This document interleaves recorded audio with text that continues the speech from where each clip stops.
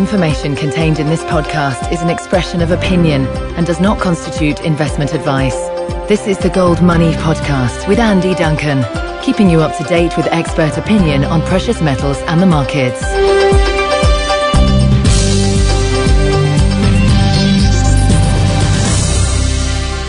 Welcome to this Gold Money Podcast on Wednesday, the 23rd of January. Today I'm with Professor Mark Thornton, who is a senior fellow at the Ludwig von Mises Institute in Alabama, book review editor of the Quarterly Journal of Austrian Economics, and the author and editor of many excellent books, including one of my personal favourites, a republication of Richard Cantillon's seminal masterpiece, an essay on economic theory, which I'm holding in my hands right now. Hello, Mark. Hello, it's great to be with you. Thank you for the invitation. Some prominent Austrian school economists, such as Bob Murphy, have recently been criticised by Keynesians for predicting high inflation, even though price inflation, as calculated by the US government, doesn't seem to have gone up very much, even if we look at the John Williams Shadowstats site, where it's not in the kind of Zimbabwean kind of hyperinflation territory.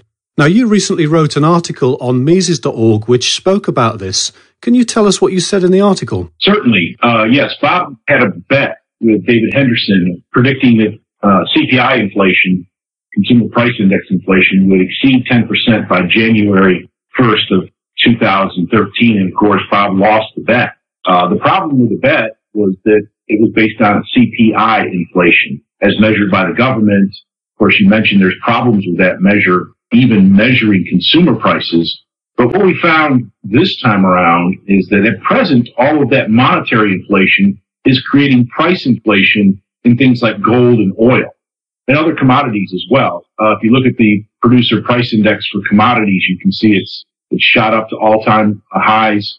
The price of gold is close to all-time highs. The price of oil is at a significant high by historical standards. And so when we look at just basic commodities out there, we see that the monetary inflation is causing a significant, much greater than 10% inflation. And of course, the government, as they measure consumer prices, they always have a strong incentive to under-account for inflation. And so they're constantly changing the measure. It used to be a cost of goods index. Now it's a cost of living index, so that as we change our habits and buying behaviors, what happens is that we stop buying high-priced goods that are going up and up and up.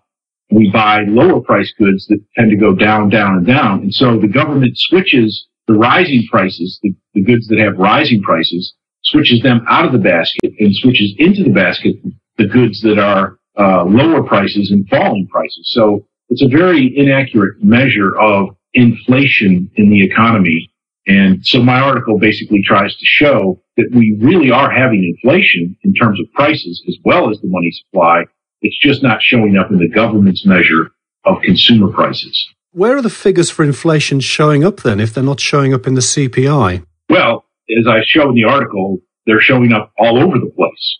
They're certainly showing up in terms of the price of oil, which affects everybody. As the price of gasoline goes up, as the price of energy and heating goes up, of course, we have to buy less of other things. And as a consequence, the price of other things has not gone up. So you have higher oil prices, higher energy prices. You have a significant high price in terms of gold, other commodities. The producer price index for commodities is at an all-time record high. And so, central banks have been increasing the money supply significantly, and it's showing up in world commodity prices as well.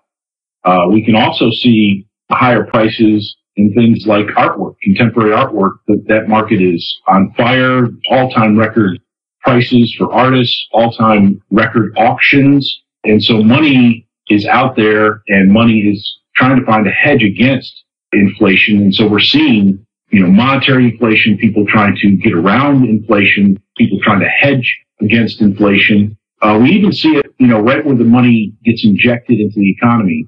In New York City, where the New York banks are, and in Washington, D.C., the real estate markets in those two cities are at record levels.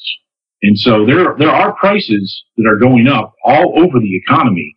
It's just not being picked up in the government's measure of consumer price inflation. Now, one of the obvious places for people to go to hedge inflation is to buy gold. Now, the price of gold has been stagnating for a while, for about a year now. It's kind of been slipping between $1,650 and $1,750 and so on. Given that the fundamentals for gold seem so obviously good, is there any particular reason you can think of why gold is stagnating, or do you just think it's the calm before the monetary storm? I would go with the latter, that it's calm before the monetary storm. In fact, gold prices could dip down, especially if there's a crisis in the overall economy. You might see a temporary slippage in the price of gold. I'm looking for new opportunities to buy gold in 2013. But ultimately, the price of gold is erratic because the value of the dollar is erratic, and the supply and the demand for dollars is very erratic in the last few years. And so gold has correspondingly also been erratic in the opposite direction. But ultimately, what the Fed has been doing over the last several years and what it has announced it's going to continue to do, which is inflate the money supply, that long term, gold looks like it's in a good position going forward. Now, it seems that the Federal Reserve's policy is to preserve all of the kind of mega banks, no matter how badly run or inefficient they are, and also to keep funding US government $1 trillion annual deficits to infinity and beyond. How do you think this is all going to end in the United States? Yeah, you're right. It's not helicopter Ben so much as it is bailout Ben Bernanke, that is. A lot of the benefits of his policies have basically gone to the large banks. We've got 12 mega banks in the United States and then thousands of smaller banks. And all of the benefits of Bernanke's policies have basically been directed at those large banks, which he considers, too big to fail and systemic risks and so on and so forth. But he's really been bailing them out, so that's been his policy. He wrote his dissertation on the Great Depression and how, the failure of banks caused the Great Depression. Whereas Friedman said it was a decline in the money supply. And of course, Rothbard said that it was the inflation of the 1920s that basically mandated that you'd have some kind of depression or recession at some point in time. So Bernanke is going to continue on. He's going to continue to help the big banks. He's going to continue to buy U.S. government securities. He's going to continue to buy mortgage-backed securities, funding, most of the mortgage market in the United States. And he plans to do this for an infinite period of time or until unemployment gets below a certain figure. This is a very dangerous type of policy regime. If we had taken our medicine when this crisis began in 2007, it would have all been over with by now, long ago.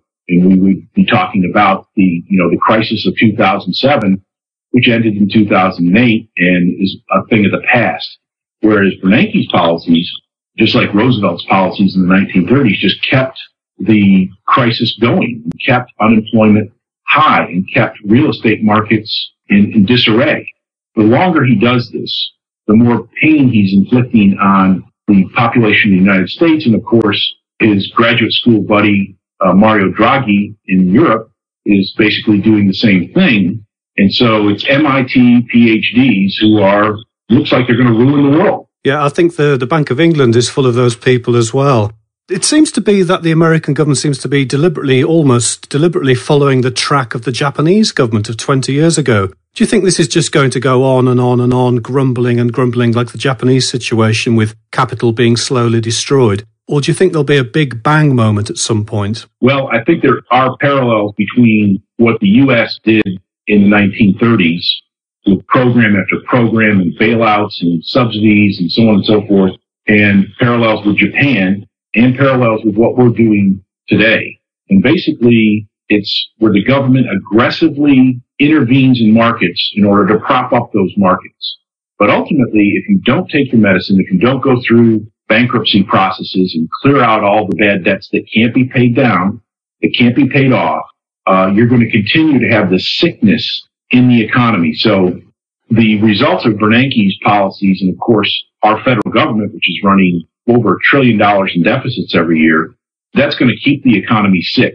That's the best thing it can do. As you suggest, there could be very easily some big bang event in the economy which would result in much worse economic conditions, much higher unemployment, and much more economic destruction of capital than if we just continue to linger on. But the only way out, ultimately, is take the medicine, go through the processes, the natural processes of bankruptcy and reorganization, downsizing, right-sizing, so on and so forth. All those business, all those entrepreneurial things that have to happen in order to get the economy on the right track. I'm going to make you the doctor then, and I'm going to give you a bottle of medicine. What exactly do we have to do to apply this medicine? I'm going to make you the governor of the Federal Reserve. What do you do on day one to start sorting this mess out? On day one, I walk into the office and I make an announcement that the Federal Reserve is no longer going to target interest rates, and that the interest rates in the economy will be determined not by the Federal Reserve, but by the market.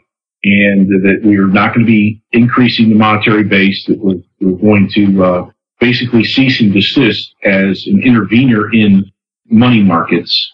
We're going to continue to do all the normal processes that we engage in, the checking system and so forth, the distribution of bills and coins and so forth. So we're not going to close down, but we're going to stop the inflationary process, and we're going to work our way out of being an essential sort of component of the marketplace. And at the Treasury, basically, you have to start running a balanced budget. So you'd have to have pretty massive spending cuts all the way across government, entitlement programs, the military, spy organizations, foreign aid, unemployment insurance. That's got to stop. It's been said that you can get as much unemployment as you're willing to pay for. And we've been paying people not to work here in the United States and in other places as well. But that's got to be one of the necessary components of cutting back government. Yeah, we have whole generations of people here in the UK who don't know what a proper job is. I was just wondering, what do you think the actual real interest rate would be if it was allowed to float freely? Well, if you're talking about the money market rates, I would say they'd be pretty low, actually. You need at least 2% to get banks interested in putting their money into the money market. So I would say, 2-3% for money between banks.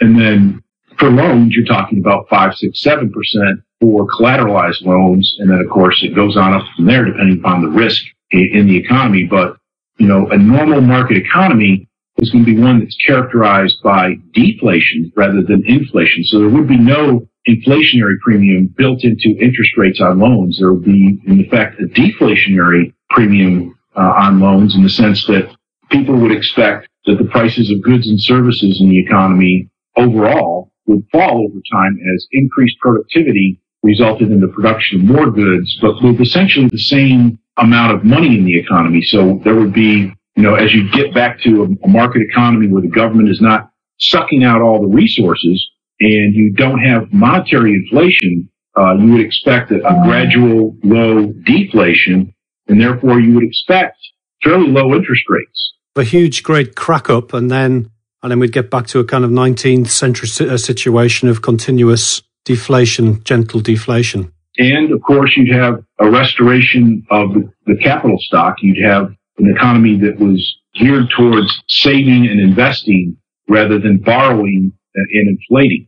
And so, when you have a solid, real capital stock, the economy tends to grow at a faster rate, tends to be much more stable, and you're unlikely to get economic crises in things like stock markets. Okay, speaking of bubbles and inflation, a while ago you edited and re-released a fantastic book, originally written in 1730 by Richard Cantillon in French. Now, he worked for John Laws, and Mr. Cantillon made a fortune on the Mississippi bubble on the way up, and he made another fortune on the Mississippi bust on the way down. Now, despite being an Irishman who lived in France and more than a century before Karl Menger, do you think Richard Cantillon was the first kind of fully formed modern Austrian? I think he was the first fully formed economist, period. Before Richard Cantillon wrote his essay, if you look at the writings of economists, they're unorganized, they're non-theoretical, they don't really have any rigor to them. They're basically discussions about economic issues from a personal point of view, from your own personal point of view and your own personal interests, or maybe from moral considerations or ethical considerations in the case of the scholastics. But Cantillon was the first one to really organize a way of thinking about economic issues. And so it's very easy to understand what you're reading in the essay, which I highly recommend to everyone.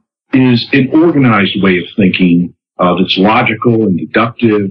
He basically taught the whole first generation of economists. He taught the physiocrats. They're the ones that first issued his book in the 1750s. He taught Adam Smith. He taught David Hume. He taught French liberals, Jean-Baptiste Say, and so forth. So economics really was just a topic to be discussed before Cantillon, and afterwards it was a science. And so he revolutionized the way the economy is understood, and that understanding, as it spread all across Europe, really helped ignite and extend the Industrial Revolution, Enlightenment thinking.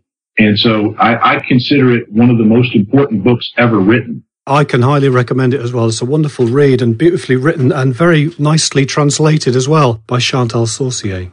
Now, there was me thinking the whole of economics sprang like Athena from the brow of Zeus, from the forehead of Adam Smith, whereas really it probably was Richard Cantillon and the scholastics, of course. He made a fortune from the Mississippi bubble, and then he mysteriously died. Do you think he actually died, or did he just fake this and just move away somewhere else where there was less heat on him, maybe to South America somewhere? Yes, there's a lot of different theories regarding the demise of Richard Cantillon. At first, it was reported as a murder-arson, that Cantillon had been killed, possibly by his servants, and his money was taken, his house was burned down. There was a big investigation, and the servants were basically cleared of being guilty. So that was the working theory for a long time. Cantillon's biographer, Anton Murphy, did a lot more digging, not just of the existing facts, but he went even further. And it's his surmise that Cantillon did not die, but he faked his death and that he ran away to South America, because some of his papers were found in South America. And so there's good reason to suspect that he might have faked his death. He was a very clever man. He was obviously very intelligent. He was one of the wealthiest persons in the world. But people had lawsuits against him.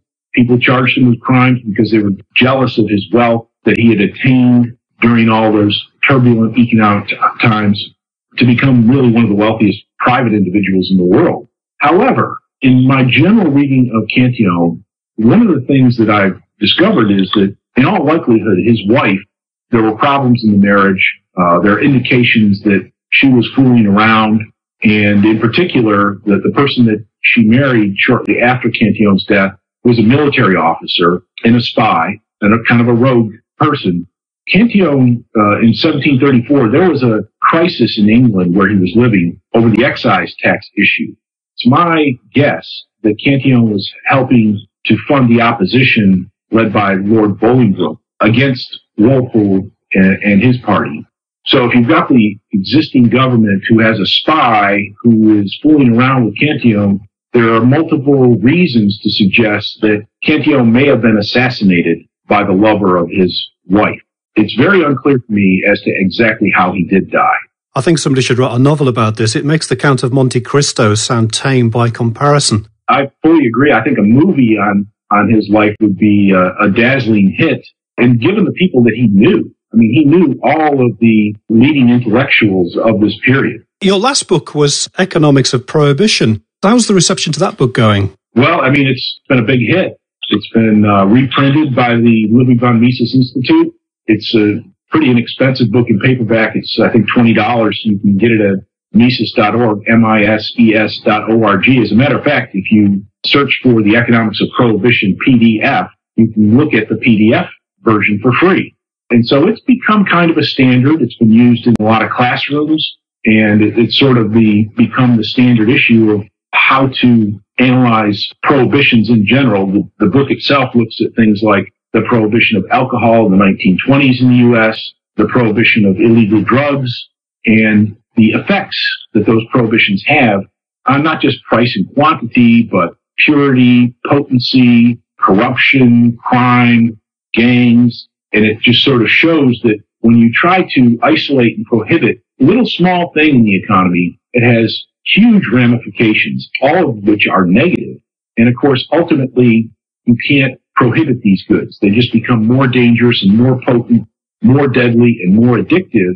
So what the overall message of the book is that prohibitions by governments of what otherwise would be normal goods in the economy is a losing proposition. There's no benefits to be had. It's all costs. The cost in terms of the criminal justice system, the prison system, public corruption, the health consequences of these drugs. We're losing thousands and thousands of people in the U.S. as a result of these senseless prohibitions. And then, Portugal comes around and decides to legalize all drugs.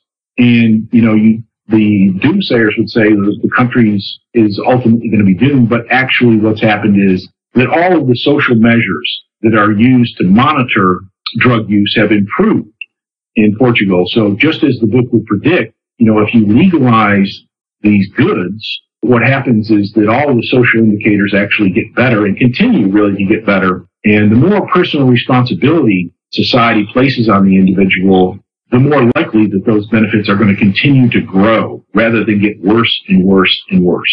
Now, that book sounds fascinating, and free has always been my favourite price, so I'll be downloading that to my iPad tonight. Do you have any more books coming out soon? Well, I hope to have a second book out on prohibition, which is a collection of all of my popular articles on the drug war, and as well as my academic work. And if you go to mises.org and look at the daily articles, I've written a lot of articles about developments in the war on drugs, the recent legalization of marijuana, Proposition 19 in California, and so on and so forth, that have been big hits on our website. Everything is free. We're open, of course, 24/7, 365, and you can actually get free PDF copies of our books. And there's no cost to any of this stuff. So I highly encourage people to become enlightened about Austrian economics, because it makes for more sensible social policy, as well as it gives you a better understanding about how financial markets work in order to position yourself in a better, safer, more profitable position going forward. Okay, I think that pretty much wraps us up today. So, Professor Mark Thornton, thank you very much for your time today. You're very welcome. Subscribe to the Gold Money newsletter at www.goldmoney.com to receive email updates on new articles, videos, and iTunes podcasts from our Gold Research section.